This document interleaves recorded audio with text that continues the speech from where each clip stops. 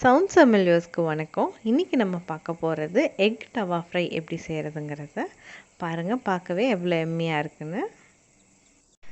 இப்போ ஒரு அகலமான பாத்திரத்தை எடுத்துக்கலாம். முட்டையெல்லாம் மூழ்கிற அளவுக்கு நம்ம இதில் தண்ணி சேர்த்துக்கலாம். நம்ம இந்த தண்ணியில் ஒவ்வொரு முட்டையாக நம்ம உடையாமல் போட்டு வேக வச்சு எடுத்துக்கலாம்.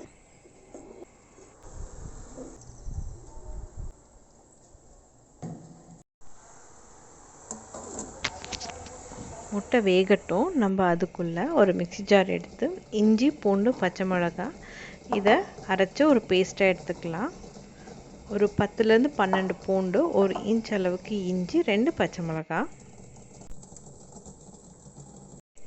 ஒரு 15 மினிட்ஸ் போல் ஆயிடுச்சு. இப்போ முட்டையெல்லாம் வெந்தாச்சு. இதை நம்ம எடுத்து உரித்து வச்சுக்கலாம்.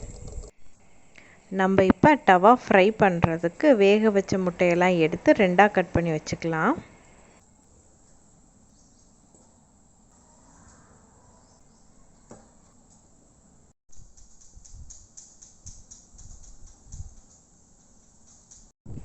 இப்போ நம்ம ஒரு டவா எடுத்து அடுப்பில் வச்சுக்கலாம். சூடானதுக்கப்புறம் ஒரு 2 டேபிள் ஸ்பூன் அளவுக்கு எண்ணெய் ஊற்றிக்கலாம்.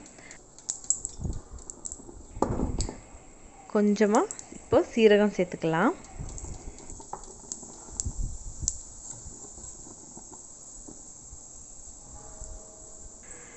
இப்போ நம்ம கட் பண்ணி வச்ச முட்டையெல்லாம் மஞ்சள் கரு டவாவில் படுற மாதிரி வச்சு அடுக்கி டோஸ்ட் பண்ணிக்கலாம்.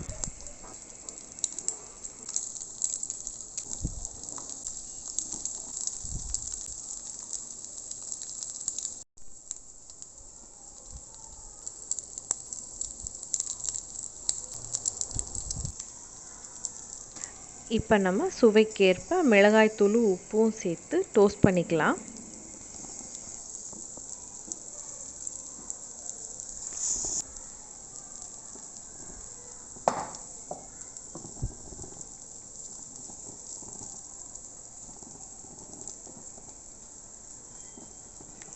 இப்போ பொடியாக நறுக்குன்னு கொத்தமல்லியை நம்ம லேசாக தூவிக்கலாம்.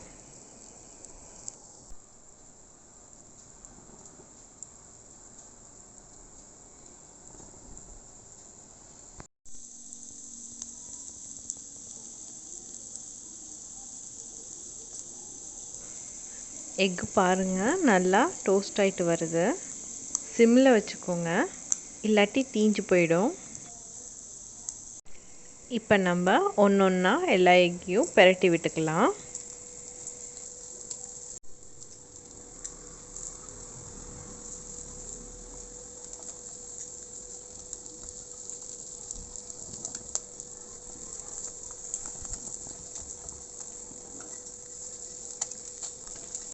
அடுப்பை சிம்மில் வச்சுக்கோங்க. இந்த எக்கெல்லாம் ஒரு 5 மினிட்ஸ் போல் ரோஸ்ட் ஆகட்டும். அது ரொம்ப டேஸ்ட்டாக இருக்கும்.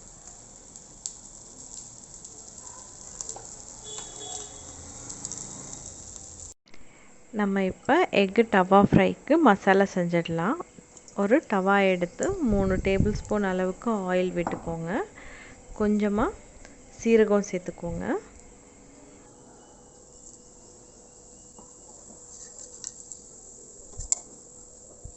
இப்போ நம்ம பொடியாக நறுக்குன பெரிய வெங்காயம் 2 சேர்த்துட்டு நல்லா கலர் சேஞ்ச் ஆகிற அளவுக்கு ஃப்ரை பண்ணி எடுத்துக்கலாம்.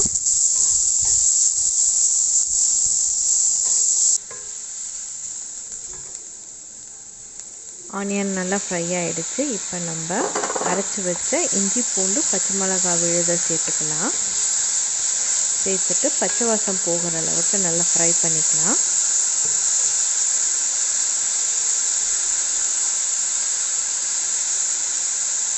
அரை எலுமிச்சம்பழ அளவுக்கு நான் புளியை எடுத்து ஊற வச்சு கரைச்சி வச்சுருக்கேன். அந்த பேஸ்ட் இப்போ நம்ம இதோடு சேர்த்துக்கலாம். சேர்த்து நல்லா வதக்கி விட்டுக்கலாம்.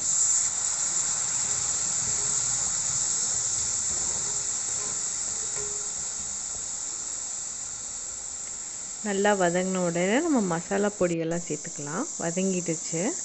இப்போ 3/4 டீஸ்பூன் மிளகாய்த்தூள், 1/2 டீஸ்பூன் மல்லித்தூள் சேர்த்துக்கலாம். 1/2 டீஸ்பூன் கரம் மசாலா தூள்,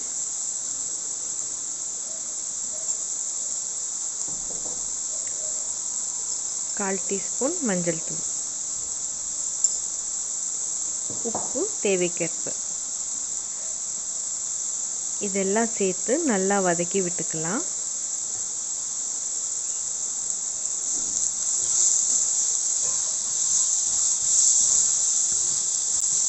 நல்லா பச்சை வாசனை போகிற அளவுக்கு நம்ம இதை நல்லா வதக்கி எடுத்துக்கலாம்.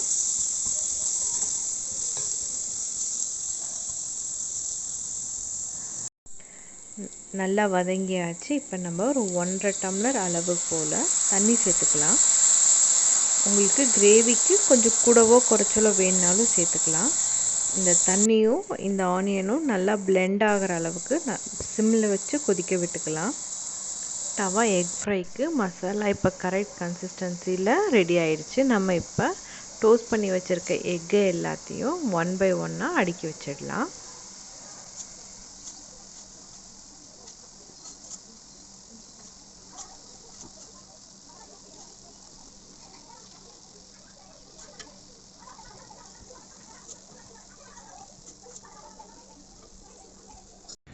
இப்போ நம்ம கொஞ்சம் பொடியாக நறுக்கின கொத்தமல்லியை இதோட சேர்த்துக்கலாம்.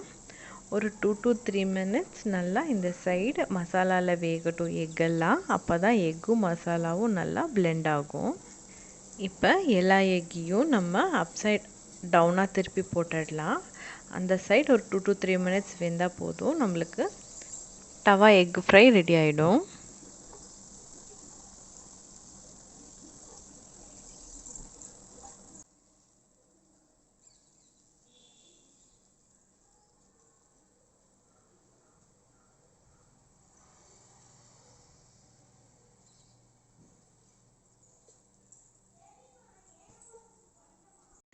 அவ்வளோதான், நம்மளுக்கு இப்போ தவா எக் ஃப்ரை ரொம்ப எம்மியாக ரெடி ஆகிடுச்சு. இது ஒயிட் ரைஸ்க்கும் வச்சு சாப்பிட்லாம், சப்பாத்திக்கும் வச்சுக்கலாம். சூப்பரான டிஃப்ரெண்ட்டான சைட் டிஷ். பாருங்கள், பார்க்கும்போதே சூப்பராக இருக்குல்ல, டேஸ்ட்டும் செமையாக இருந்துச்சு. நீங்களும் கண்டிப்பாக ட்ரை பண்ணி பார்த்துட்டு கமெண்ட் பண்ணுங்கள்.